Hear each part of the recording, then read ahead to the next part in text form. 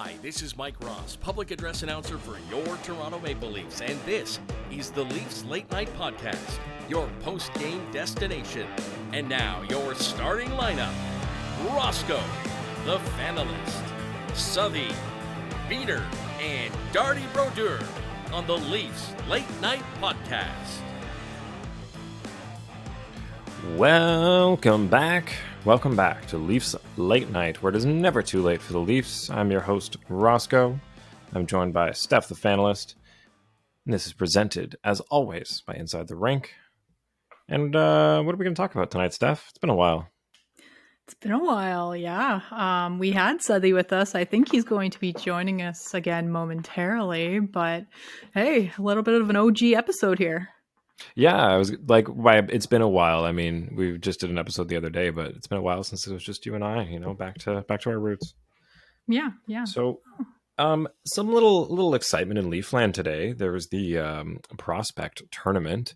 Had the Leafs taking on the Dallas Stars prospect pool. And as I said on Twitter, I hope there's a lifeguard on duty because this pool is deep. Seriously, though, we saw some names on the roster that, well, personally, I didn't think we would see. For example, our boy, Nicky Bobby Robbie here, Nick Robertson.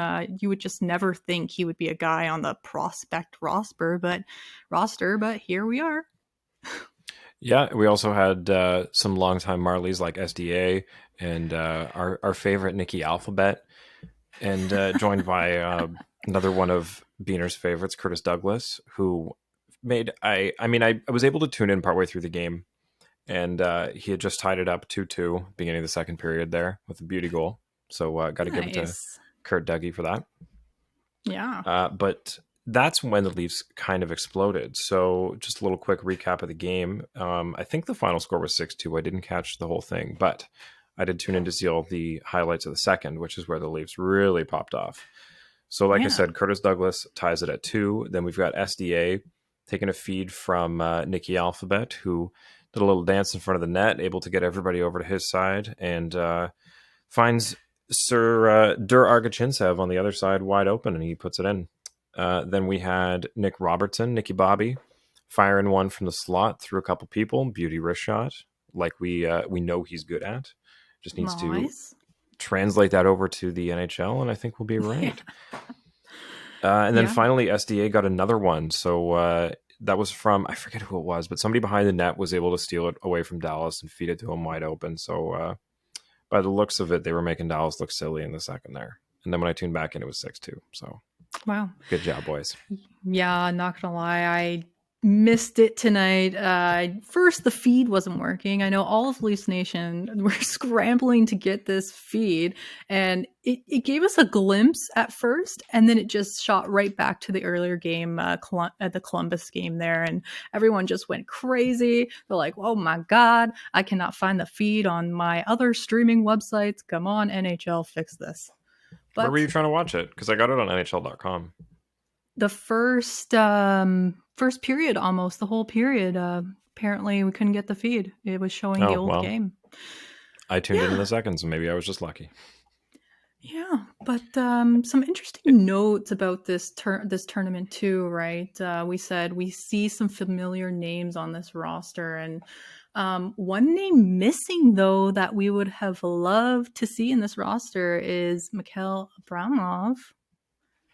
Right? We saw some action in Europe. He recently played over in Europe, but then we're kind of wondering, like, where is this guy's name, right? But Manny Malhotra confirmed that he was not medically cleared to play, and they're more focused on him to, I guess, condition and prepare for the upcoming season, and rather than playing the tournament. Also, on that note, shout out to Manny Malhotra, who is head coach of the Leafs prospect team right now. So good for him for getting that little chance. Hell yeah. It's fun for him. So names that are on the team, though, we had, I thought I saw Ty Voigt, and was Steves there too? Yep, first line. Yeah. This first line was heavy, like Robertson, Minton, and Steves. Minton, that's the one who fed the puck, who got it behind the net. That's the name that I was like, it's M something, but I don't want to screw it up. That's who it was. Yeah, So he got an draft pick assist. from this year. Um, I don't know. You just see Robertson's name, right? Going fourth year, going, after turning pro. And then I don't know. Maybe I was just a little confused. And then it gave me those doubts because we've been talking about Nick Robertson for so long. And, is he going to crack this NHL roster this year? And then you see his name on the prospect tournament. And I'm just thinking, like, how is Leafs Nation slotting him in immediately, like left wing line 2, when this guy is still playing in the prospect tournament? Well, I know, and it's like we've talked about. It's just the style of play that he has, and I think it comes down to the Leafs not being able to find an identity for their third and fourth line. Like if they had somehow, I mean, maybe with the new additions in Yarncroke and Kubel and oh, what's his name?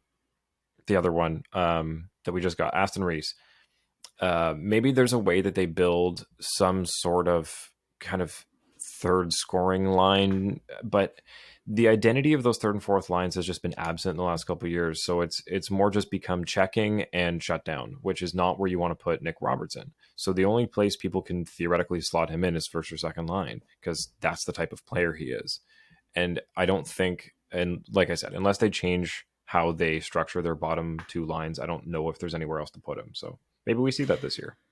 Yeah, maybe. Again, I was just surprised because even Kyle Cushman tweeted on Twitter saying that he was also surprised because usually it's, only first year after NHL guy or AHL guys or, after being drafted. But this guy's going into his fourth year. So I don't know. I had some high expectations. And tonight clearly showed that he still has some skill. And he said in an interview as well that he packed on some weight, getting up to 185, but he knows it's tough. Like the competition is so tough. There's 10 Leafs off the top of my head I can name right now battling for a roster spot upcoming in this training camp. So Yeah, that's why yeah. I'm really interested. I mean, like today was cool to be able to turn on a stream on my phone and see people in Leafs jerseys playing hockey against somebody that's not also in a Leaf Yeah. jersey. Like, oh, so cool.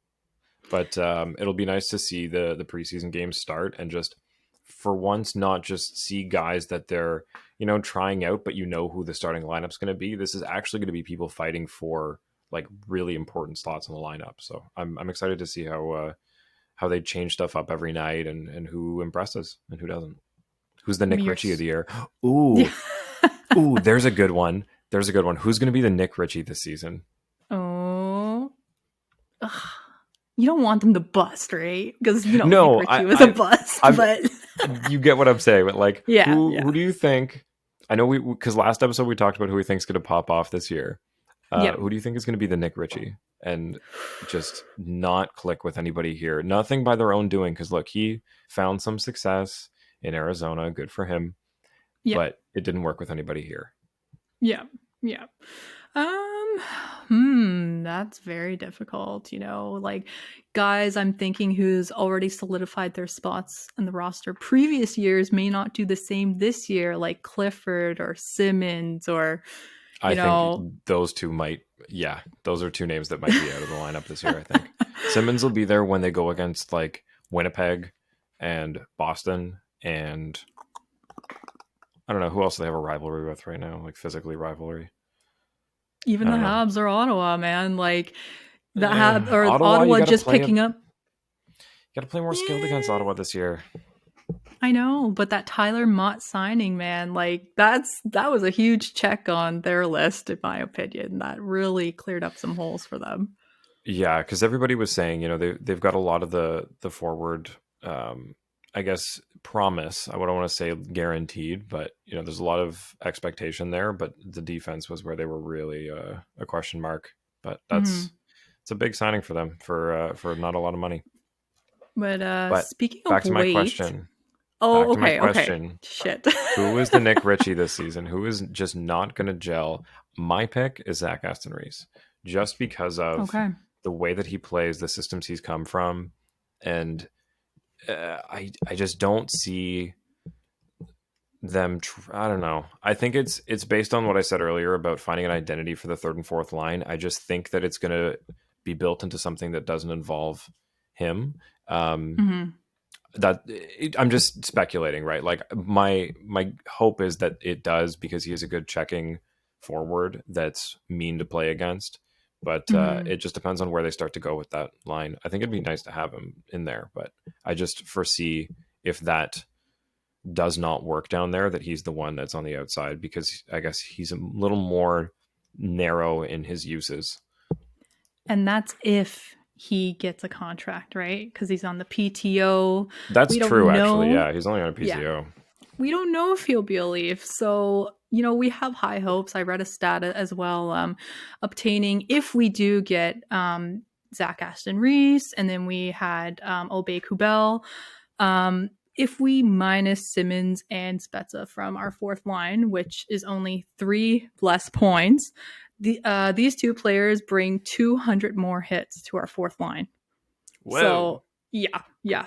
It's a dramatic difference, and I think it's going to be very valuable for the Leafs this season, especially for all the haters calling us super, super soft. So, yeah.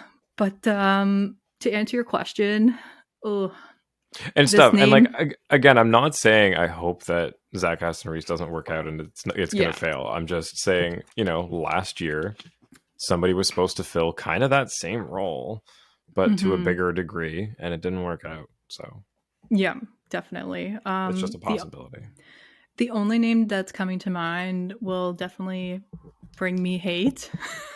Beaner Uh-oh. is not here, so don't hate me, Beaner, but I'm sorry, but I have to say Nick Robertson.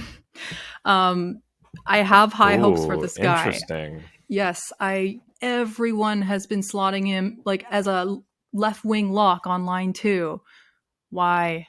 Like, yes, he showed flashes last year in the AHL. This training camp, I mean, the prospect tournament, fine. You're supposed to nail this, man. Like, you have the experience. You're playing on that first line with, another experienced guy, a draft pick, whatever. But, a handful of guys on this roster has NHL experience. But if Nick Robertson doesn't gel immediately, I totally agree with Beaner from last episode that he will be shipped at trade deadline and used as maybe trade bait. Do we think that some of the expectation on him is a little sibling bias? Yes, like guys, he had amazing numbers in junior. Injury bug has been horrible for him. I really feel bad for the kid, right? Like he could have cracked the roster last season if he didn't get injured early, but this time around, the competition is tight. Kyle Dubas locked up a bunch of NHLers with experience. Like, is he really going to outperform them? And if he does, great. Like, I want to be wrong here because we always want to see the young guys succeed. He could be the future of this franchise along with our core, right? But I need to see more. I need proof. I need it like more than what we saw tonight. Like, prospect tournament, okay, done. But we Yeah, need but he to did see have more. a rough turnover as well, didn't he? Yeah, that's the one clip I did see. And, you said earlier it was so nice to watch Leafs and jerseys and such. And, it was amazing opening up Twitter and seeing those plays and like the videos being passed around on the timeline, right? But that one video that stuck up in my mind was that mid ice turnover, and it did not look good. It was just a foot race till it just went all wrong. So, hey, Yeah, and I mean, mistakes mistakes happen. happen, but like Jinx, but like we were saying, he's the one with the most NHL experience there, so he should really be like outperforming, and this is where he should be shutting things down and really showing like, yes, I shouldn't be in this prospect tournament, I should be on the team. Like that's kind of what the narrative around him should be, but it's not yet. So let's move on to another one that's kind of on the fringes of the team, hoping to find a spot.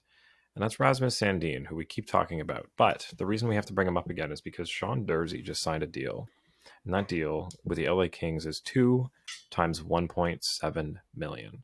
So again, Yep. it's like we talked about Mickey Anderson last. It's funny, they're all LA people. But Mickey Yeah. Anderson signs for 1 times, I think it was 1.1 or 1.2. And now we've got 1.7 for Sean Durzi.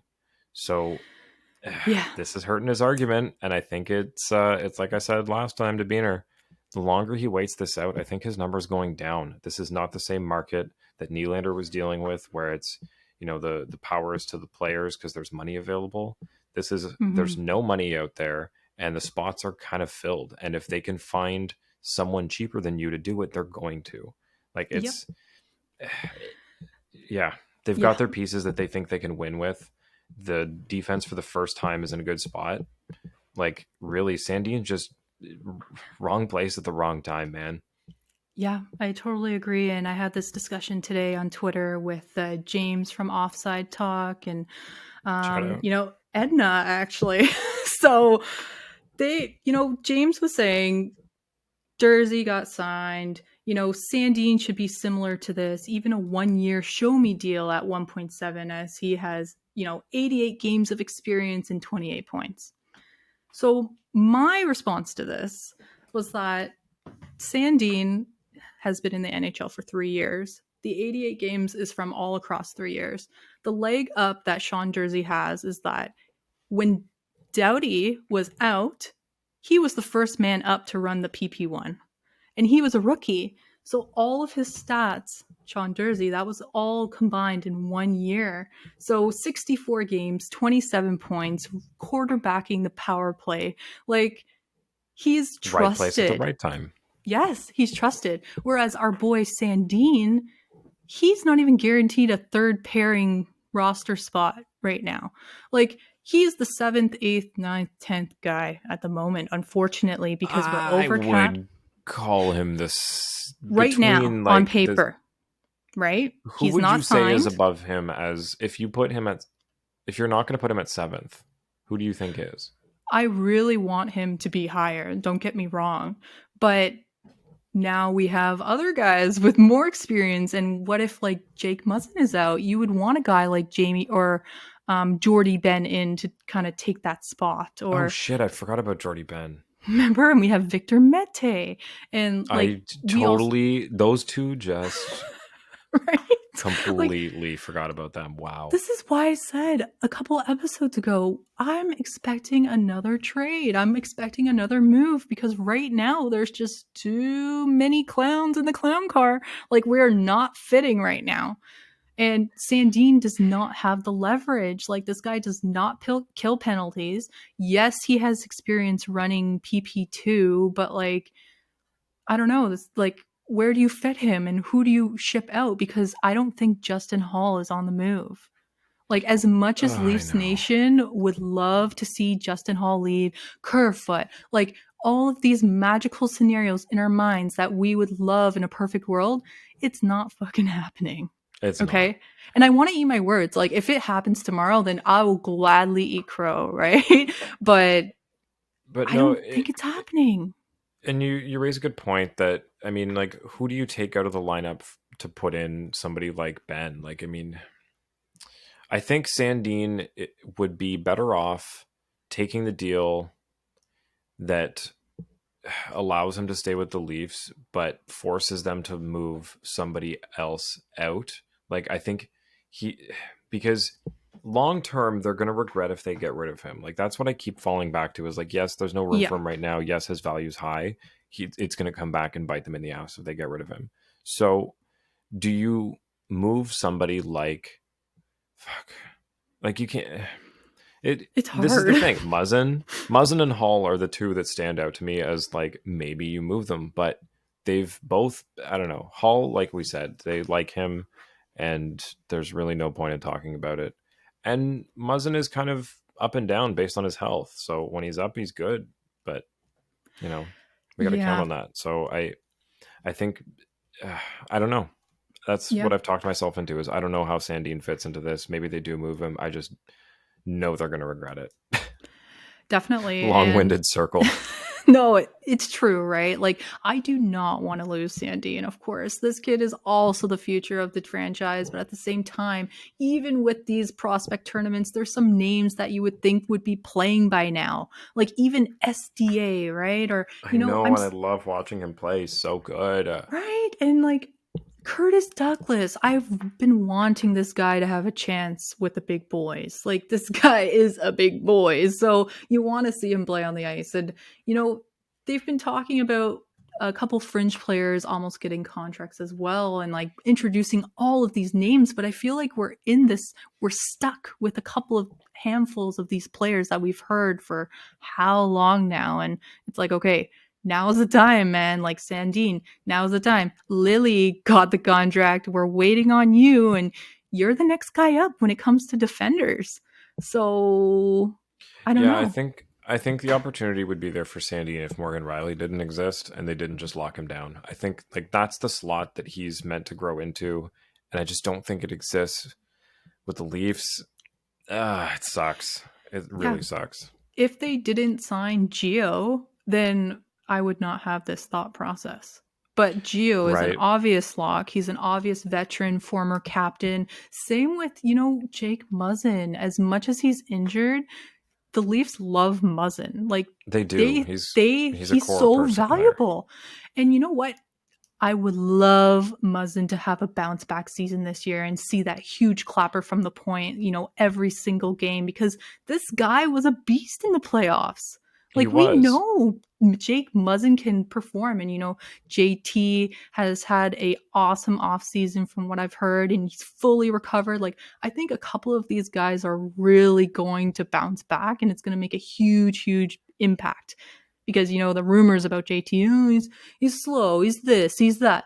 Well, guess what? Like, I think the narrative will definitely change, even though he's been a point per game player and has been elite since day one.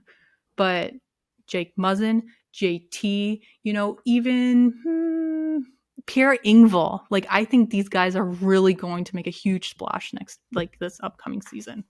Yeah, Engvall's one I really want to watch. I mean, the guys that got the opportunity, I know we lost Kasha, but the guys that got the penalty kill opportunities last year that really showed like, no matter what chance you give us on the ice, we're gonna put it in the back of the net. Like him and Kampf were so good with Kasha on that penalty kill. So Fuck yeah. I now that they've kind of graduated up and hopefully get some more ice time, regular minutes, that we see more of that. So Yeah. I just want to move on to Mr. Nazem Kadri Okay. because, as per Pierre Lebrun, it's believed that Kadri turned down 6 years times 8.5 from a mystery club that we do not know. Hmm.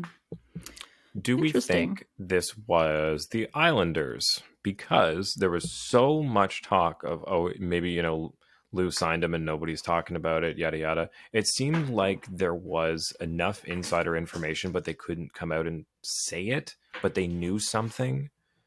I think it was the Islanders. What do you think?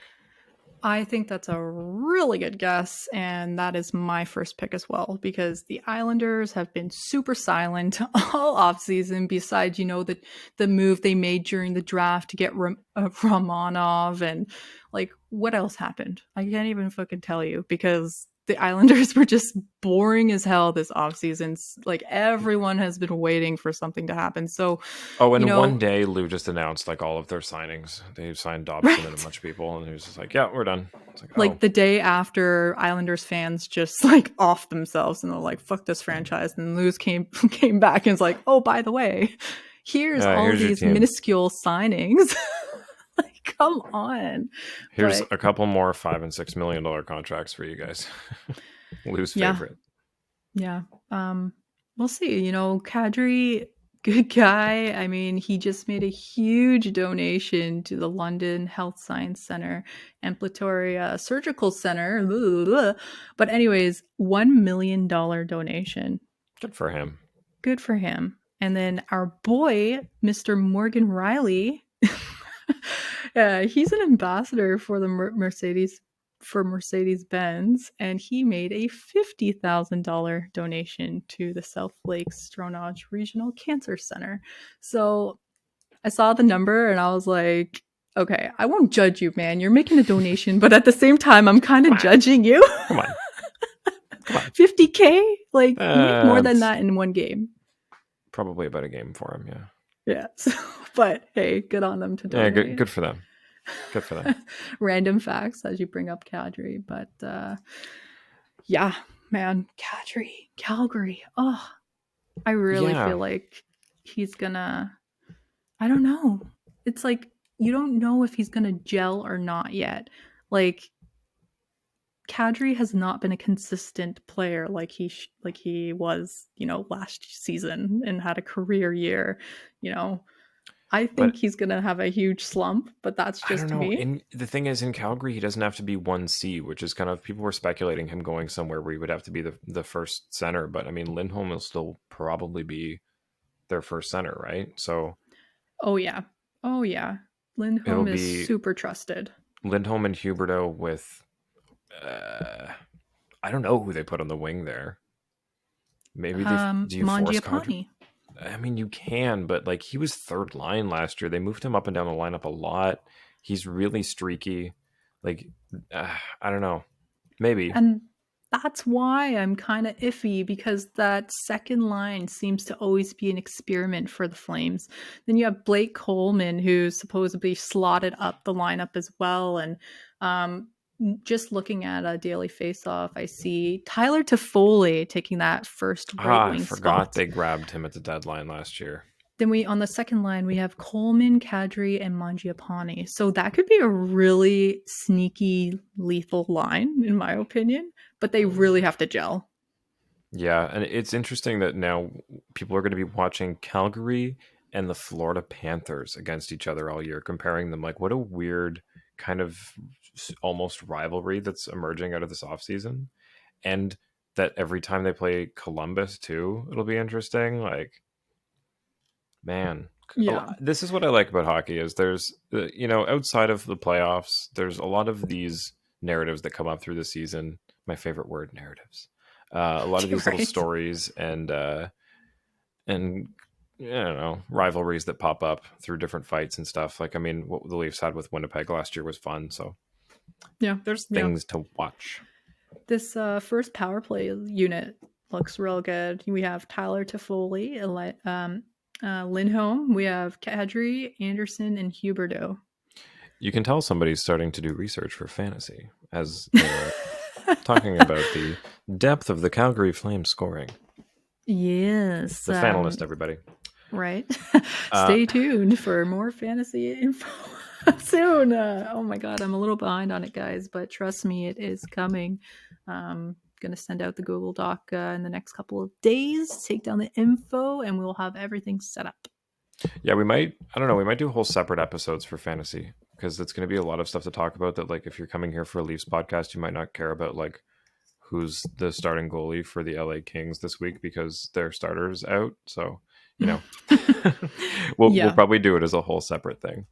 Yeah. Or if people want to learn, like, feel free, listen, because honestly, if you're new to hockey and, fantasy in general is such a great tool to use to actually learn, like, the dynamics of the game and to see, like, what to look out for when watching and the little metrics. So, no, I'm so excited with all the new players. Oh my God. I expect we're going to have like 4 leagues minimum.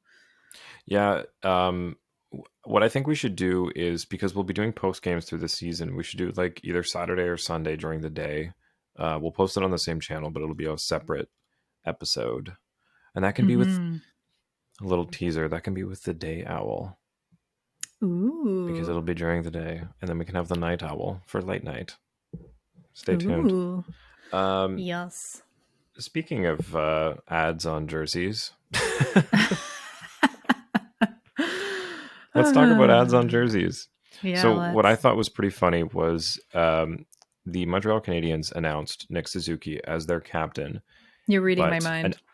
An hour before that, they announced that RBC was their sponsor for their jersey. And what I immediately said was, did somebody scramble when they went to post the picture of Suzuki as their captain? They're like, wait, everybody stop. Does the picture have RBC on its jersey? Because we were supposed to announce that today. So it was one of two things. Either they rushed to announce that RBC was their jersey partner so they could put out the one that had it on it, so it wouldn't be like, wait, why is there RBC on it? Or they were like, we're going to announce our captain, and RBC's like, you're going to announce this, Photoshop this onto his jersey.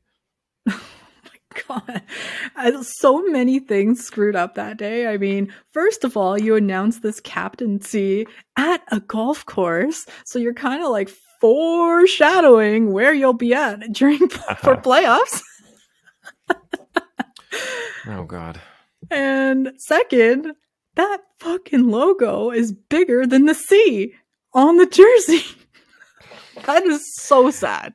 And Okay. it's blue and yellow. Like it stands out so much on there. It's Also, bigger. with the naming of Nick Suzuki as captain of the Montreal Canadiens, this now means that the Vegas Golden Knights, who have only been around for 10 years, has it been 10 years now already? No, like 5. 7? No, 2017, 2018. So like 4? No, 5 seasons. Yeah. 5? So 5 seasons. What am I day talking is about? it? I don't know. So in 5 seasons, they've managed to have 3 Montreal Canadiens captains. Yeah. How wild is Brutal. that? So Holy fuck.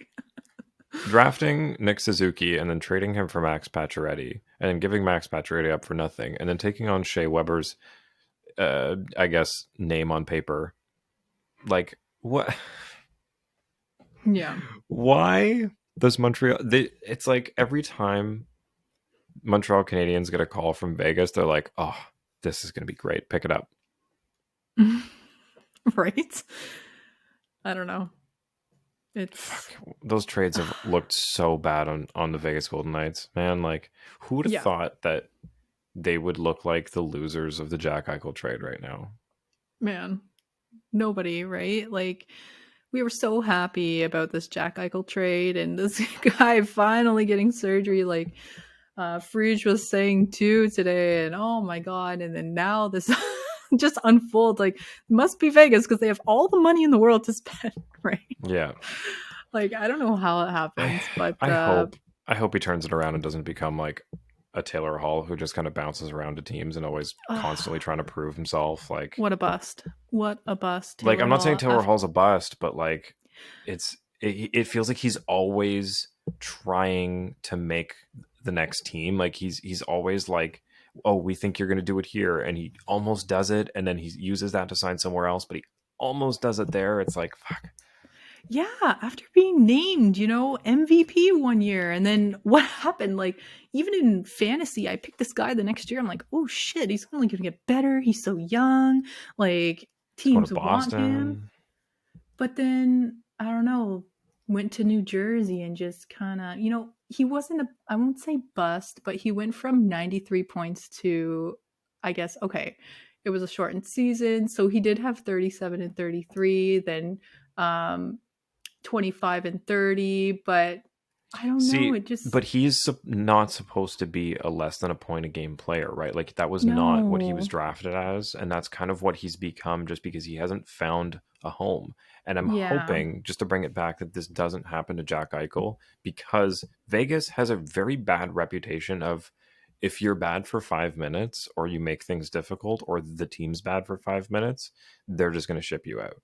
So this could start a trend where Eichel just gets bounced around. Like, I mean, it's a big contract. It's a little harder to do that. But, I mean, look, Vegas has been able to move some pretty stupid deals out of there if they really want to. Yeah, I know. It's embarrassing, really. Like, so many things are embarrassing at this moment. Like, you think about the arenas, you think about teams and the cap. Like, people getting traded for future considerations that are like massive players. The fact that we've seen Max Pacioretty and Marc-Andre Fleury both traded for absolutely nothing in the last year is just stupid. Like, but just to bring it all back, basically everything we've talked about today just kind of shows that COVID really fucked the salary cap, and it's about time that they introduce a way that teams can logically spend money, because there's players that should be making more.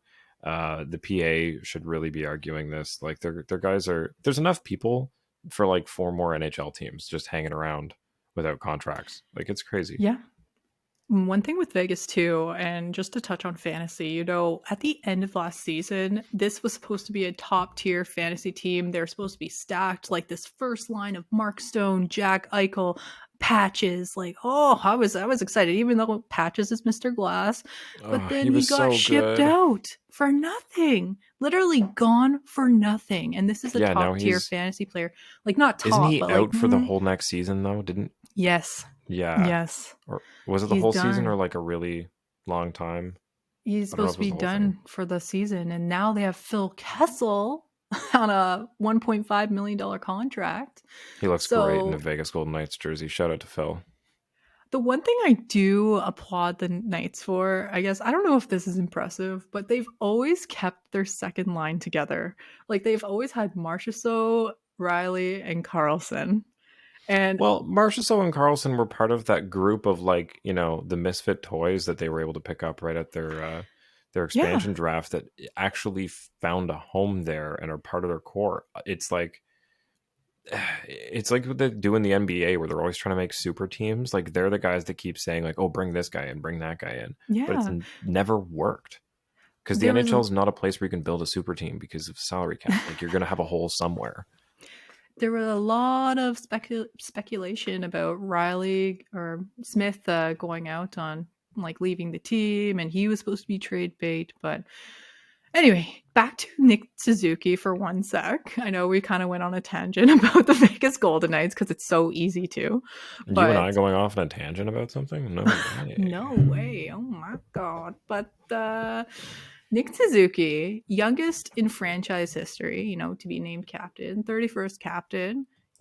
Do you think he was the right guy? I think long term, yes, but I think like right now, and I'm trying not to echo conversations that I've heard on other shows already, but like Gallagher's got to feel pretty slighted, eh? Yeah, and Nick Suzuki's the highest active paid player on the team right now. Isn't Did he you like know the that? highest paid Canadian ever or something? Oh no, you had Oh, Carey Price at 10.5 a year. oh, never mind. I was thinking of Stutz. I think it was Stutzla who's like the highest paid Sen. Oh, okay. I don't. I'm not too sure about that, but Gallagher comes in at 6.5 a year, and then Sean Monahan totally forgot that he was traded to the Habs this offseason. He makes 6.375, but he's on IR. But See, if yeah, Suzuki continues on this trend and he, becomes a star, which he should by all rights, like the deal's going to look really good as is him being captain. I just feel like it just sucks that Gallagher's put literally his blood, sweat, and tears into this team for a long time, and it's just like he kind of missed his window to take over that role, and now it's going to somebody younger because they're the future of the team. yeah, I know. Like Suzuki's played 209 games, 143 points. And then we have Gallagher, who I'm just bringing up real quickly here, has played 638 games in the NHL with 381 points. So, obvious veteran. Suzuki is supposed to be the new face of this organization, but there's a lot of talk out there because, hey, he does not speak French. And the Quebecois are losing their effing minds about it. Uh, So, Pacioretty's American, I mean Suzuki. I know, and Weber, I don't. Does Shea Weber speak French? Good question. I don't think And didn't they so. have a Finnish? What's his name before that? Right? Like, who gives a shit? Like, wasn't I'm trying to remember. Oh my god, what's his name? When we were growing up, fucking Captain of Montreal. I think it starts with a K. I'm losing my Um mind. oh my god, Beaner's not here, so I know, Beaner. but no, I see your point. And apparently some French speaking officials have like said things publicly, and I don't know, just the French side of the fan base are really having a fit about this. Saku But Koivu, Jesus. oh my Jesus. Okay. So since 1990, 2000, we've got Finnish Saku Koivu. Then we've got American Brian Giunta from 2011 to 2014. Then we've got American Max Pacioretty, and then Shea Weber, who may or may not speak French, and Canadian Nick Suzuki. Right? So why the fuck do they all of a sudden care? I know. It's been the hot topic lately, and apparently he's been taking classes on Babbel and Shea Weber's from BC. There's no way he speaks French. They're basically American. I know. I don't Shut know. up. Sorry, Marty. No offense. That's some Ontario vibes there. Right? Hate. Yo, did you see the post from Cole Caulfield today wearing that big bling bling necklace that says Canadians on the front, and it's literally the size like this, and the necklace is like this thick, like Oh my a god, couple no, I missed inches. that. Oh my god, it looks like it's gonna break his neck off because the guy's so tiny. But So this entire conversation oh, started with ads on NHL jerseys. So we should bring it yes, back to yes, tangents, just reeling it all back in. yes, Um, please. so we have not heard what the Leafs jersey ad is going to be, and please, for the love of God, let it not be TikTok. Right. I Hey, at least it's cannot. white. I cannot. I know that's the only reason that I don't mind it on the helmet is because you barely notice it there. But Hmm. oh my god! But even then, if it's a Yeah. red Scotiabank thing, it's gonna be more noticeable. Like I don't like it. I So the don't like it. Caps last year were the first ones, and they had the Caesars Sportsbook right in front. And then, Arizona released that their Gila River resorts casinos. So I bet a lot of people are pissed about these betting ads, right? Because they're already pissed about it on TV. And now some jerseys will have that. But there's other random ass companies like SafeLit, that's like a windshield repair and replacement company. Then Which you one? have SafeLit or Oh my SafeLight, god! and that's for Columbus. And then we have Pens have a healthcare company called Highmark. But I'm just thinking of these random fucking things. Like next, they're going to be advertising like implants or some shit. Like, I just I don't know. It'll be BioSteel or something. I just don't like the idea because I mean we talked about this a couple months or weeks ago when it was first announced. And I remember Beaner saying that he wants to wear the same jersey that the players wear on the ice. Like that's part of buying an authentic jersey. yeah. I don't like that now means walking around as an advertisement. Not that wearing it's a brand. You're wearing an advertisement for the Toronto Maple Leafs and wearing a jersey anywhere you go. But I just don't like that you're now also advertising for whoever they've deemed as their jersey ad. Like Hmm. I don't know. It's a sacred thing. It's a jersey. It's the thing that's Yeah. the team, you know? Would you change your mind if the ads were hockey related? Like, it was okay when we saw the Nike and the Adidas, and, if BioSteel had an ad or something that was related to the sport or hydration, would that be more okay to you then? I would be less frustrated with it. Like if there was like a Gatorade electric, like an orange lightning bolt on it. Like to me that kind of Hmm. reminds me of I don't know, like 90s kind of, the CCM and Reebok on everything and I don't know. It would be more tolerable, that's for sure.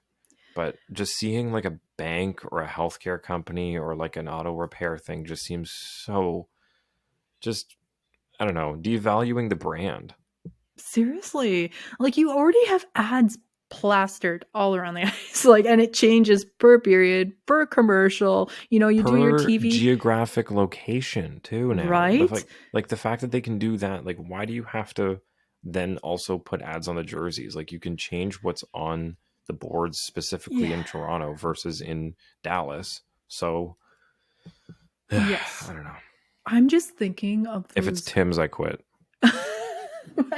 Oh my god. Bieber balls. Oh, if it says Tim Biebs though, I'm back in. Yeah. It has to say Tim Biebs or nothing.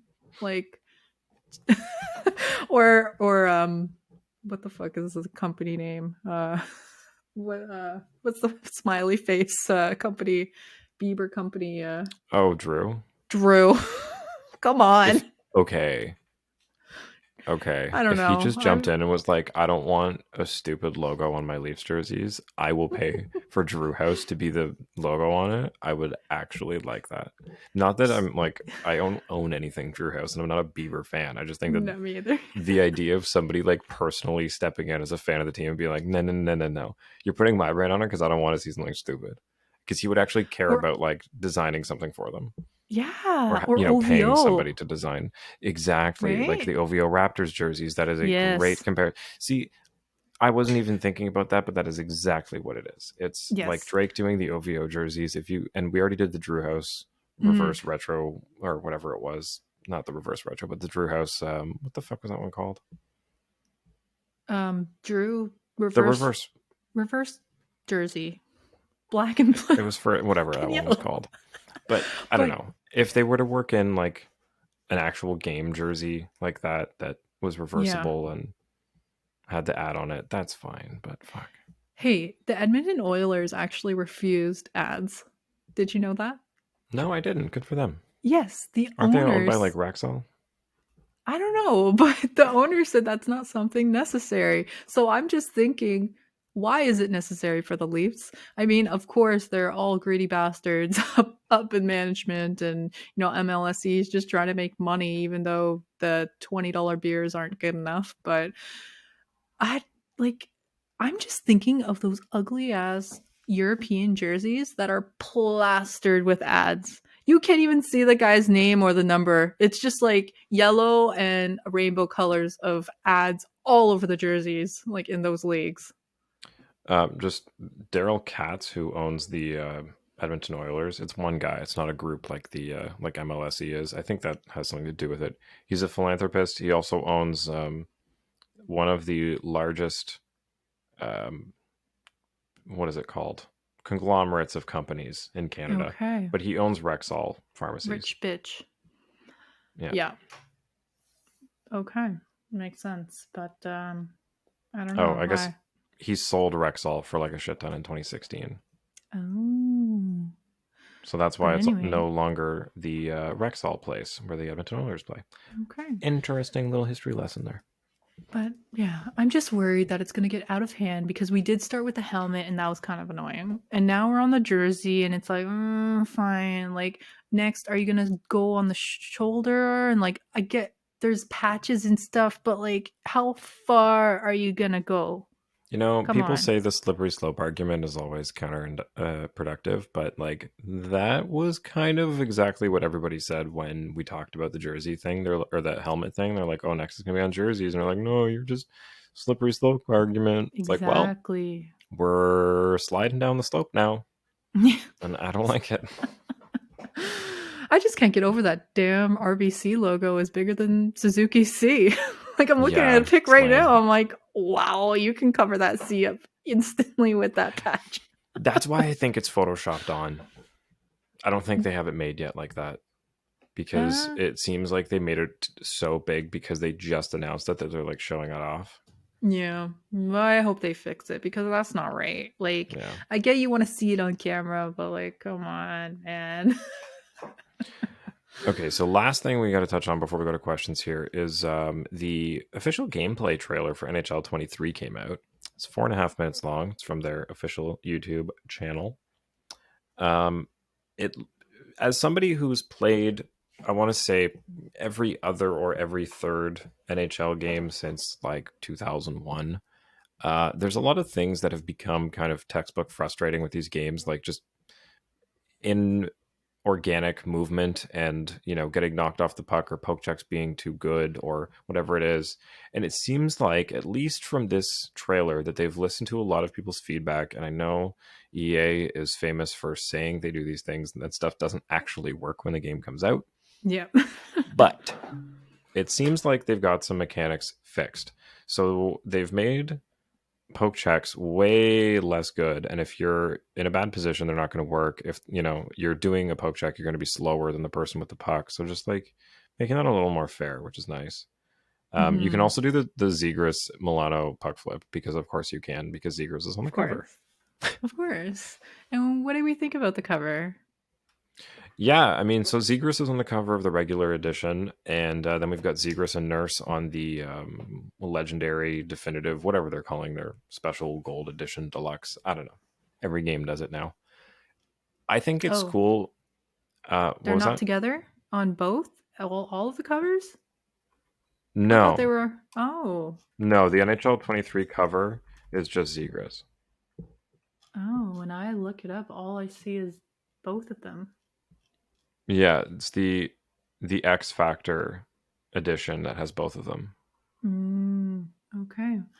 Well, Definitely interesting with the landscape, right? You have two hockey players, in beach lower wear ish with palm trees in the back and, standing on an ice block.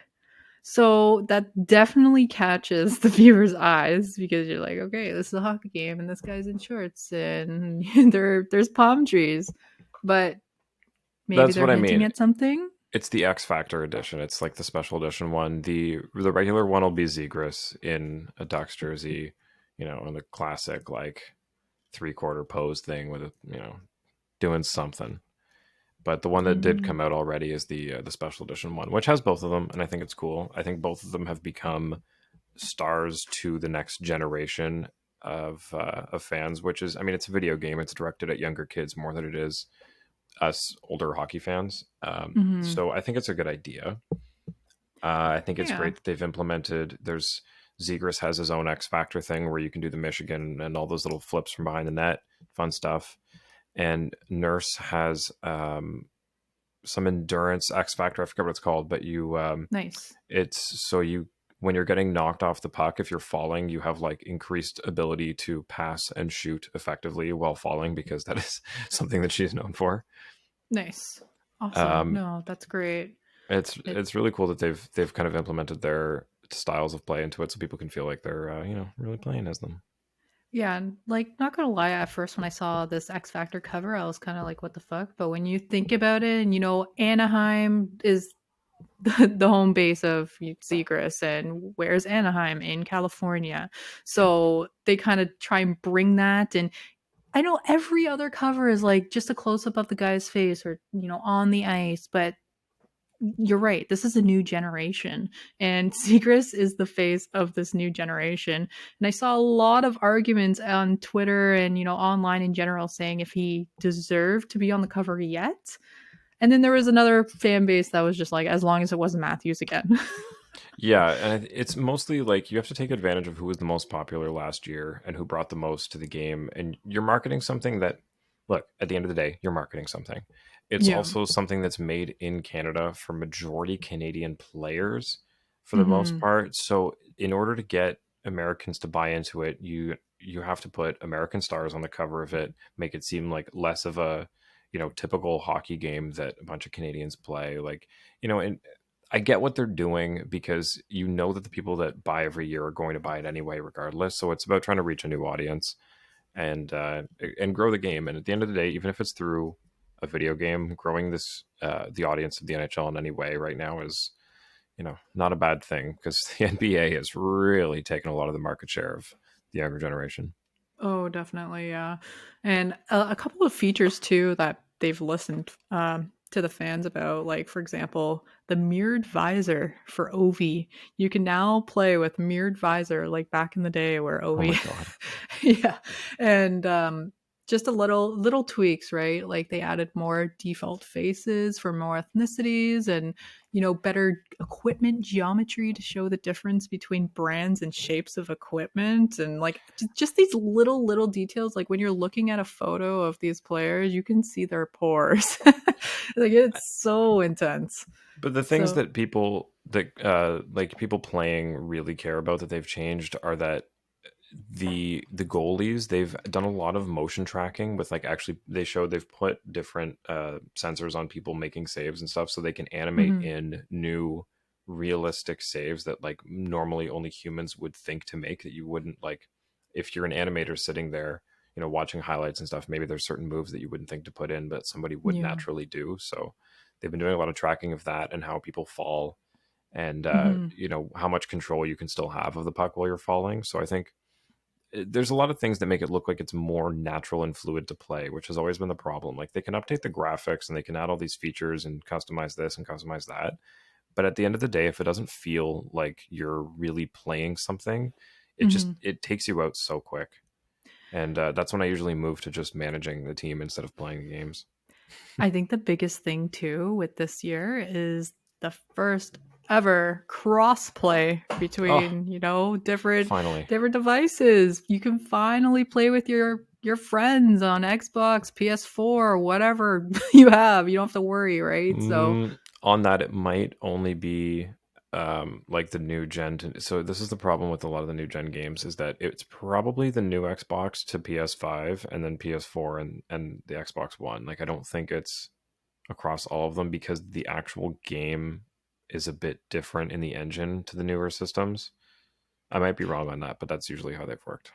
What I saw, it was one can do both, and then the other can only do its generation. That makes If sense. that makes sense. Yeah. But yeah, another note too. Russia and Belarus not in the game. Interesting. I did not know that. Yes, and women's players are added to the game across all of those fun leagues, so that's really cool. Oh, And nice. one They thing I usually wanted just to put in like mention, international women's teams or yeah, something.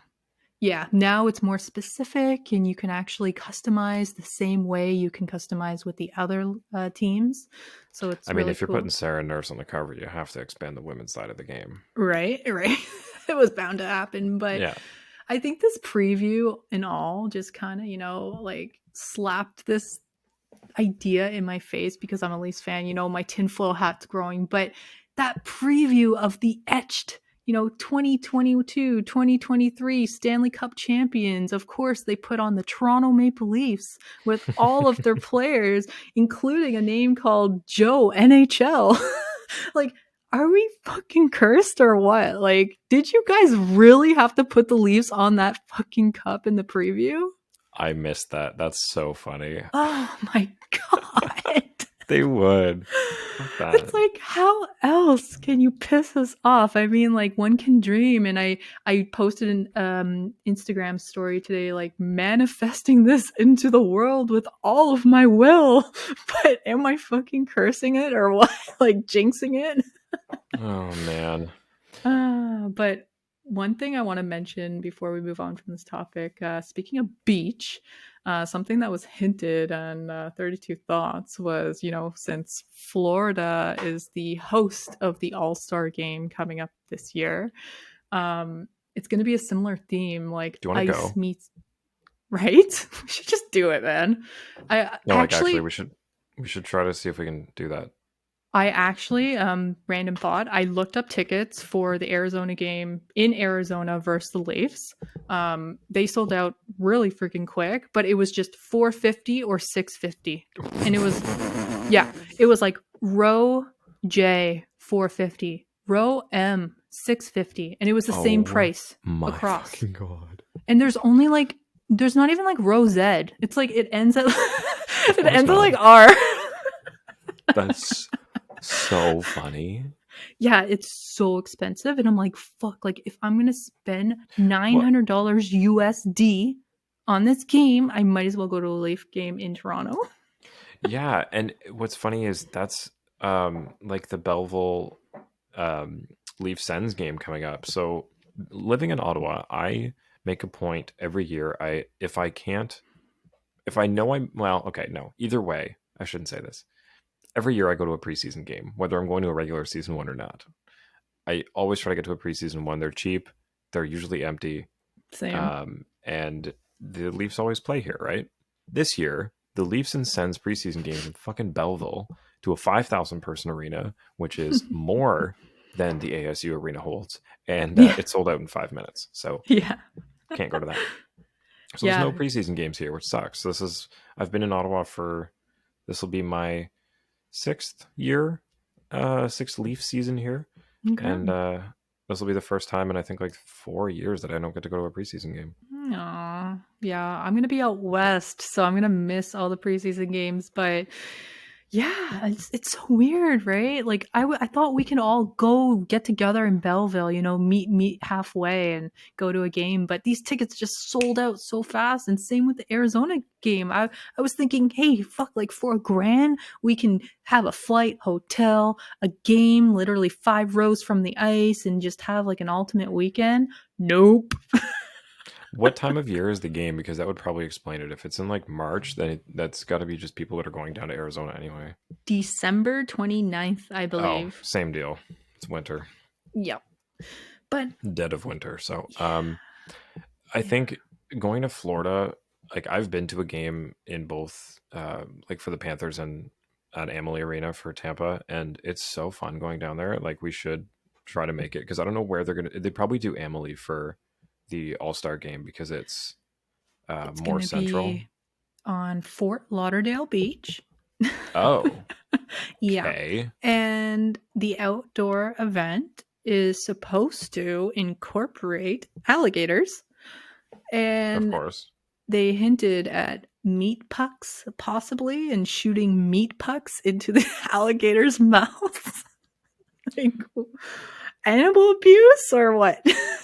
Yeah, so they're doing it on the Fort Lauderdale's the East Coast. That's where the Panthers are, not the Lightning. They're on the West Coast of Florida. Mm-hmm. So, okay, I'd still be down to go. That Well, sounds like a yeah, blast.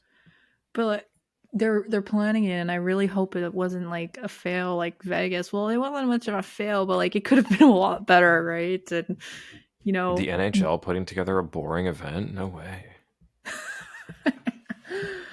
speaking of All Star, though, I think we just need to touch on quickly that our fastest skater in the NHL, All Star Jordan Kyrou, aka Caillou, Oh yeah. signed a big deal, 8 times 8.125 mil, equaling $65 million, which is equal to Robert Thomas's contract. So now you have two players on the roster with the exact same contract who are both finishing their year this year with the $2.8 million average annual average. So yeah. Well, Yeah. I Wow. think that they both have shown that they have the potential to be stars in this league. They had explosive seasons. I had both of them at different points in fantasy. Robert Thomas was almost a mainstay on my team by the end of the year. I think I ended up holding on to him. Kyrou, the last 2 years, has been really good. I get it. There's not a lot of players that come through St. Louis these days that are stars. So lock down what you get. You know, it's kind of like Columbus, where it's like, it's not a Yeah. big hockey market. So when you get these names coming through that want to stay, like fucking why not lock them in? So 122 points and 173. yeah, I Kyrou. think I think they're going to be nice looking deals in a few years. Yeah, yeah. And then you have Thomas, Thomas is the 164 one that and I 241. Yeah, it didn't make Thomas is the one sense. that I think might be premature. But if you've already given that to him, Kairou's got to say, "Well, I want at least that." Yeah. Like, And when this deal expires, it'll be 2030. Oh my God. 2031. And he'll only be 33 years old. So Kyrou could be a huge name in this league when that time comes. yeah, and I thought that it was going to drive his price up when Thomas signed, but I'm surprised to see they got the same price. But good for St. Louis for locking those guys in. They're going to be really like the core of that team for a while now. Yeah, next year they have Tarasenko, Barbashev, Akari, and O'Reilly, who are Oh, unrestricted free agents. And then they have two restricted free agents, but they're not the big names. It's just Logan Brown and Toropchenko. So they have a lot to do, and to get these guys extended. And the next highest paid guy is only Braden Shin at 6.5. yeah, they've got some nice deals there. It's going to be interesting to see who moves out because I think Tarasenko is going to be out of there because he's asked for a trade a bunch of times. And now, Caillou has a baby brother who was drafted by the Dallas Stars in the second round. Oh, really? So now there's another Caillou, and I Another don't know if I'm brother on just, Dallas. yeah, I don't know if I'm going to call him baby Caillou or I haven't figured it out yet, but yeah. Okay, so real quick, we can get through these questions pretty quickly. Thanks Oh, to yes. James from Offside Hockey Talk who sent in a few. We covered a couple because I was planning on talking about anyway, but thank you for sending them in. SDA came to play today. Hell yeah, he did. Dursey signs. Does it set the market for Sandin? Also touched on that. The last one, I'm sorry, I want to hold this until Bean's here because it's about Petruzzelli. Okay. So Petruzzelli being a diamond in the rough, and Mm, I think he is, but I cannot as confidently speak to it as much as Bean can. So when we have him back next episode, we'll talk about that. yeah. So thanks, James, for those. Also at Southpaw Cal, Who will be a surprise player that makes the opening game roster? Ooh, I like this question. I'm going to say What if Jordy Ben's their opening night? Matt Murray. No, just kidding. um, yeah, it's got to be, I think Beaner is so sure Adam Gaudette is going to have a roster spot. I think he's going to be one of the surprising ones to get the roster spot. But Oh, sorry. me. No, fair enough. I think Gaudette and Abe Kubel definitely have a lot of promise, but I think it's going to be Yarncroke. I think that guy's been kind of passed around and not given the chance because a coach didn't like him in Calgary and then sent off to Seattle, and where they didn't have anything going last year. So I think he'll have a good year here. Yeah. What was the question? If they're going to surprise us and make a roster spot, right? Yeah, who's going to be a surprise opening roster? He's not a surprise for me only because he signed a 4-year contract. To me, that means lock. So I think it's going to be one of the random names.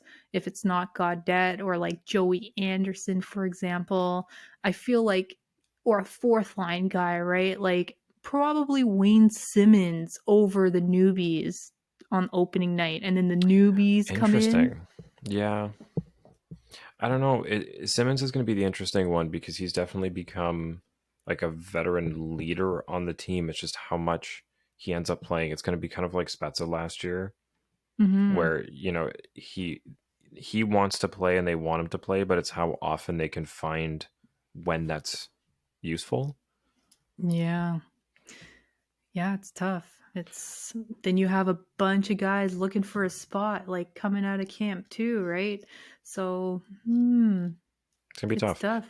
But no, I kind of wasn't really thinking about the question when I said Yarncroke. You're absolutely right that obviously he's going to be in the opening lineup. I think we're just going to be surprised by how effective he is. Maybe Malgin. Oh my God, no! Imagine. So last thing I want to end with here. This is a question from the Inside the Rink chat. It's from Q the Duck Boats Pod. Start one, bench one, cut one. Ooh. David Pastrnak, Johnny Gaudreau, and Mitch Marner. Ah, fuck. Right? It's an easy one, right? Well, you have to consider their spots going into the season. I mean, Pasternak's line mate Buddy is going to be out until at least American Thanksgiving in November. Correct. Johnny Gaudreau has Patrick Laine on his wing, but they're newbies. So, like together, I mean, we don't know if they gel yet. We don't know what's going to go on there. We know Patrick likes to take the shot. We know Johnny's a playmaker. So who's going to fill in that third role on that line? And Mitch Marner, he's a guy who had a career year last year. I know Johnny did as well, but it's promising things for Matthews. Bunting, I don't think he slows down whatsoever. Marner also had a 25-game stretch where he didn't score on the power play. That is true as well. Actually, the first, I believe, 7 games of the last season, he did not score. And Wait, what am I talking 25? Wasn't it like 100? Yeah, not 25. It was over 100. It was embarrassing. It was literally irrelevant. It was like over a year. Yes. Yeah. Yes. And then he didn't score for the first 7 games. And then I remember he was the face of my Leaf calendar going into November. And I was like, this is the month. It has to be the month where he pops off because he's on my calendar. But okay, back to the question. Okay, start one. I'm starting Mitch.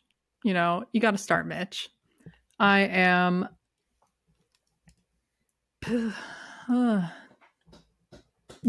I want to cut Johnny. I'm leaning the same way as you. Pasta.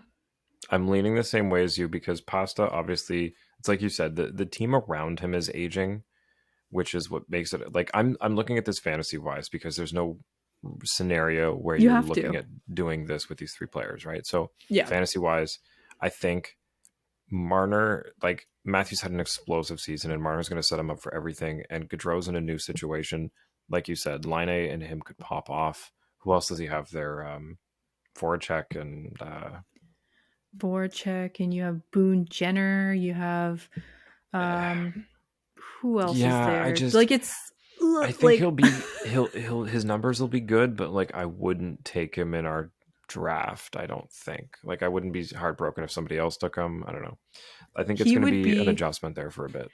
he would be a sneaky steal in like the third round, you know? Like he should not go in the first round in my opinion unless it's super super late. And if you're looking at this from a fantasy perspective, Mitch Marner goes very close to Pasta, but thanks to Marchand being injured, Mitch Marner definitely goes ahead of Pasta this year. And Yeah, Johnny drops down to maybe 15 to 25-ish, depending on how your league is like organized, if it's a bangers league or a points league, for example. So yeah, start yeah. Mitch, bench Pasta, cut Johnny. And it's Sorry, Johnny. close.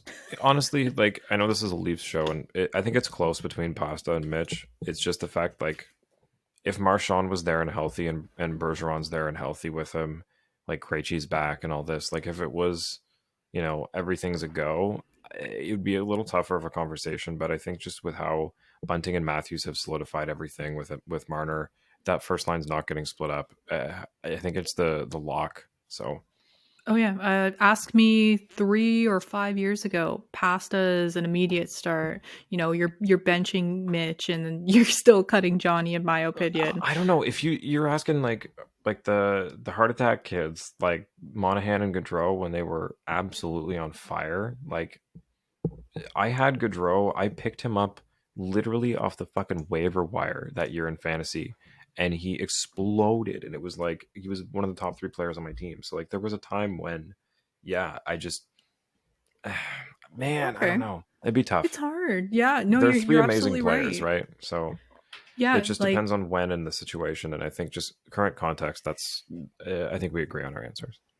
yeah, Johnny's value immediately depletes just for being a being with Columbus, you know. Yeah, So, yeah. Good question though. it is, and that's why I asked if we could steal it for the show. That's why with Gaudreau, I'm also interested to see how all those guys do, like Kachuk and how Huberdeau does in Calgary. I think fantasy is going to be really fascinating this year. It is so many changes, right? And those top tier guys moving to new teams. You're like, how is this going to affect the play? And do you go with what you know and those same guys from the same team, or do you take a chance and drop someone pretty high, or even Cale Makar, for example, he's supposedly going top 3 in the draft. I'm like, do you take a defender top 3 versus someone like Oh, that's hard. McDavid or Matthews or even Vasilevsky, right? Who's always drafted so high, but then last year showed how untrustworthy goalies are. Is it That's going to be the worth it? biggest question mark this year's goalies. Yes, because remember you drafted Kemper, Roscoe, and the first half of the season you were crying. Kemper and Campbell were the worst duo to have. Like they were so good and so bad at the same times.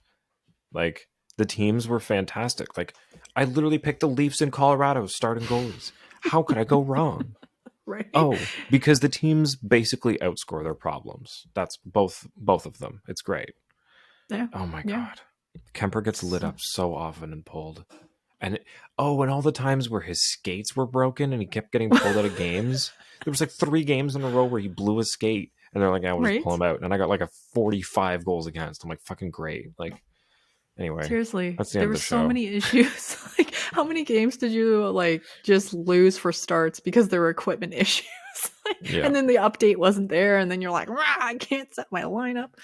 I love But yeah, fantasy. But yeah, join. Anyway, that's the end of the show. We're rambling now. Check us out on Twitter and Instagram at Leafs Late Night, presented by Inside the Rink. We have merch coming very soon, I promise. I'm putting the final yeah, touches on things. We'll have t-shirts and hoodies available. We'll look into other things, but that's what we can immediately do through our partners here at Inside the Rink. So we'll have those available. I hinted at a couple things, but we will have by the sounds of it, 2 different styles. So Ooh. stay tuned for our little reveals as they come out, as I finish some artwork with friends of mine. So Not reversible. that's not a bad Sorry, idea, guys. though. Yeah, that is a good idea. I'm gonna write that one down. Okay, that's it for tonight. So send us in questions on Twitter if you would like us to answer them on the show. Join our Discord, which you can send a message to either of us, and we will send you the link for. Anything else? We got a fantasy league coming up, which if you want to jump in the Discord, you can join. And, Yes.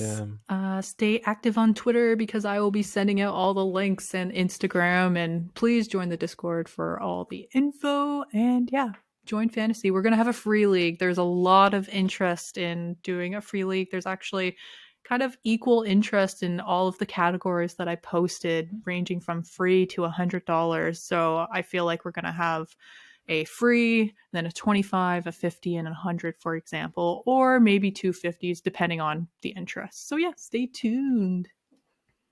you heard it here. Win Steph the Fennel's money. Good Remember to follow luck. us at Leafs Late Night and at Fennel Steph. Thanks so much. Have a good night.